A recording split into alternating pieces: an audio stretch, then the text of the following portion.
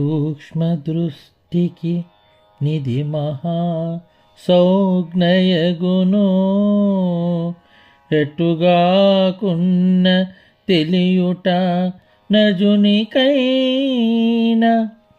హరిహరులకైన బొందగా నర్హమగునే కల్పనాతీత యోగాత్మ కేవలాత్మ ఆ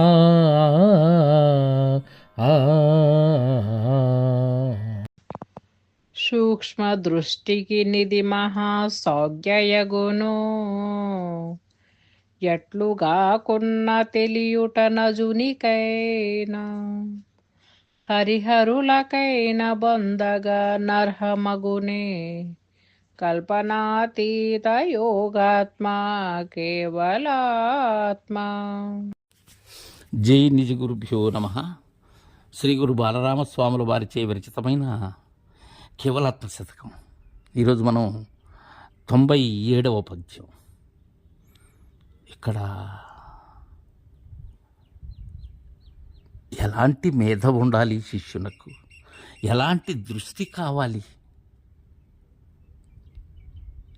నిజగురు సన్నిధి చేరినటువంటి శిష్యుడు ఎలాంటి దృష్టితో ఉండాలి అనే విషయాన్ని రూఢి చేస్తున్నారు.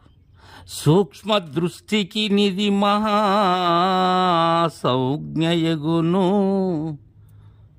ఇది మామూలు దృష్టికి, చలన దృష్టికి ఇది సాధ్యం కాదు. ఇది చలితమైనటువంటి దృష్టితో ఆ సౌజ్ఞ అందటం చాలా కష్టం.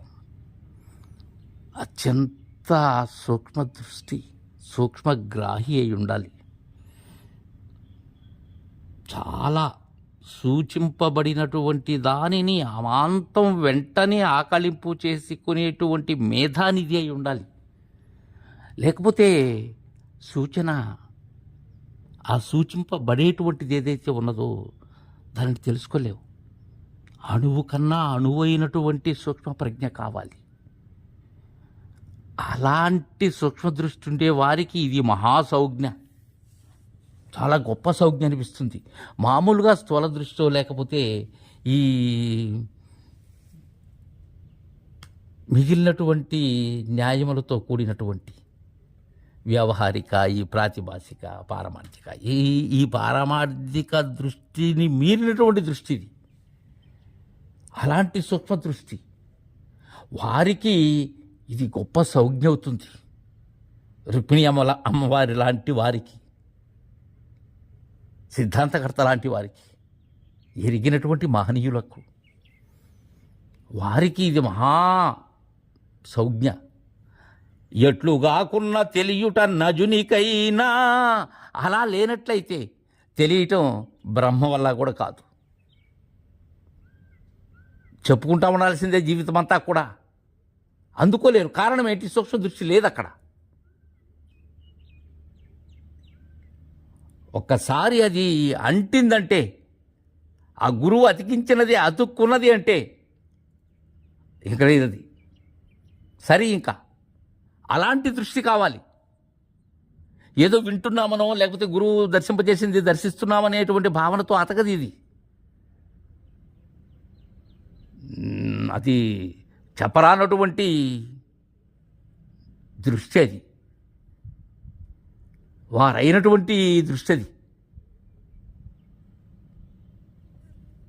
అది నిరంజనమైనటువంటి దృష్టి. ఇంకక్కడ నిజంగా అది అభయ దృష్టి. అది అట్లుగాకున్న తెలియుట నజునికైనా, బ్రహ్మ వల్ల కూడా కాదు, హరిహరులకైన బొందగా నర్హమగునే. అలవాటు అవుతుంది. అర్హం అంటే ఏంటి? అలవాటు.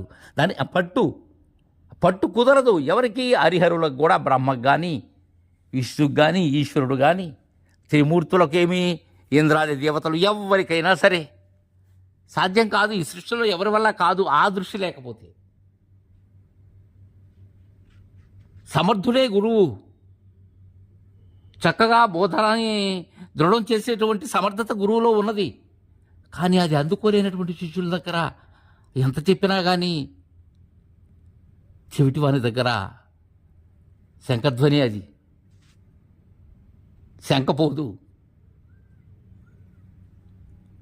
అత్యంత మేధావి అయి ఉండాలి, ఎలాంటి సూక్ష్మదృష్టి కలవారై ఉండాలి.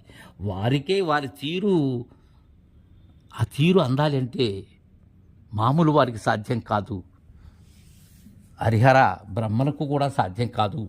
కల్పనాతీత యోగాత్మ కేవలాత్మ. జయ గురుదేవా.